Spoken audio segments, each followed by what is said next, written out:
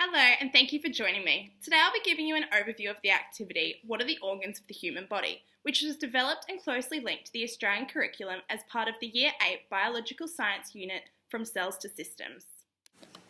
This activity was developed to help students gain a better understanding of the organs in their body and identify common diseases that can impact these organs. In this activity, students will work together in groups to create a digital poster on an organ that they are assigned. Students will investigate the location, function and structure of the organ and will also identify common diseases that can impact the organ, both causes and effects, and consider how advances in technology and understanding of the function of the human body has enabled medical science to replace or repair the organ. Students will then present their findings to the class. Depending on your students and the length of the lesson, the activity may take 2 to 3 lessons, and in addition you should allow 1 to 2 lessons for presentations. To begin the lesson, the class will have 2 minutes with their elbow partner to brainstorm as many organs of the human body that they can. This initial brainstorm will get all of the students thinking and into the right headspace for the rest of the lesson. Then the class would all come back together to share their findings and write all of the organs that they have named up on the board. Students should have some background knowledge of organs, as the previous activity in the unit outline looks at different organs and their tissues.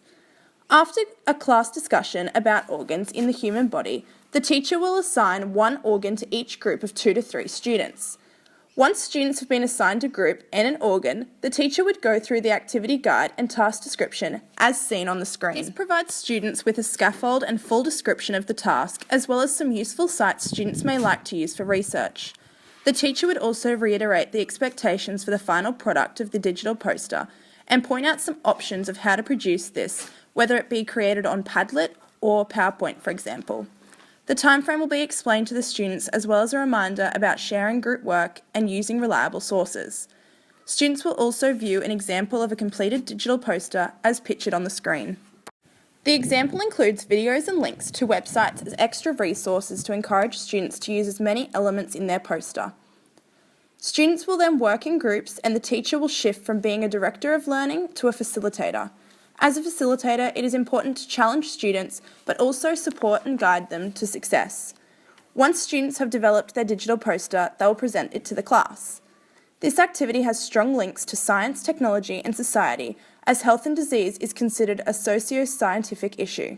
Socio-scientific-based teaching is an approach used to place science concepts into a social context that has real-world links and is relevant to learners.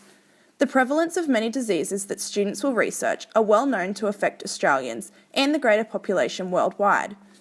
Organs and diseases are highly relevant issues, and integrating social issues into science prepares students to make informed future decisions and be successful 21st century learners. In this task, students become responsible for their own learning, learn how to collaborate with others, and find out for themselves how to value health. Students will be using a range of technologies in this activity. The final product of the digital poster allows students to present their findings on a PowerPoint, Padlet, or a similar format. The benefit of making a digital poster is that students can link videos, pictures, diagrams, and websites to their poster to enhance it and to further both their own learning and the learning of their peers. Through creating, communicating, and investigating with ICT, students will be developing their ICT capability, which has strong links to the Australian curriculum. With the implementation of inquiry-based instruction, Bybee's 5E model was the primary pedagogical model used in this task design. Bybee's 5E model consists of 5 elements: engage, explore, explain, elaborate, and evaluate. Bybee depicts that this model was developed for a constructivist view of learning that emphasises the learners bring prior misconceptions which are used to construct knowledge.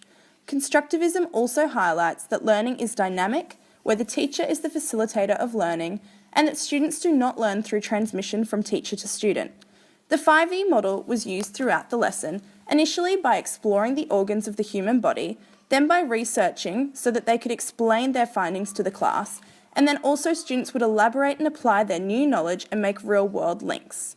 Another model that was used in the task design to meaningfully implement technology that transforms learning is the SEMAR model. This activity moves beyond substitution, and it is evident that students can use multiple modes to research and present information And as the task has and can easily be redesigned, this indicates that the task will be at the modification and redefinition level of the SAMAR model. To evaluate the effectiveness of the task, the teacher must allow enough time for the groups to share their digital posters with their peers and have class discussions on their findings. If the activity has been successful, then the students will be able to demonstrate an understanding of the organ, including its location, function, and structure.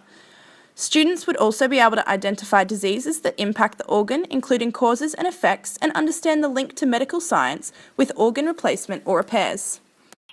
Thank you for joining me for a closer look at Activity 3.2. I hope you find this activity useful in your own class.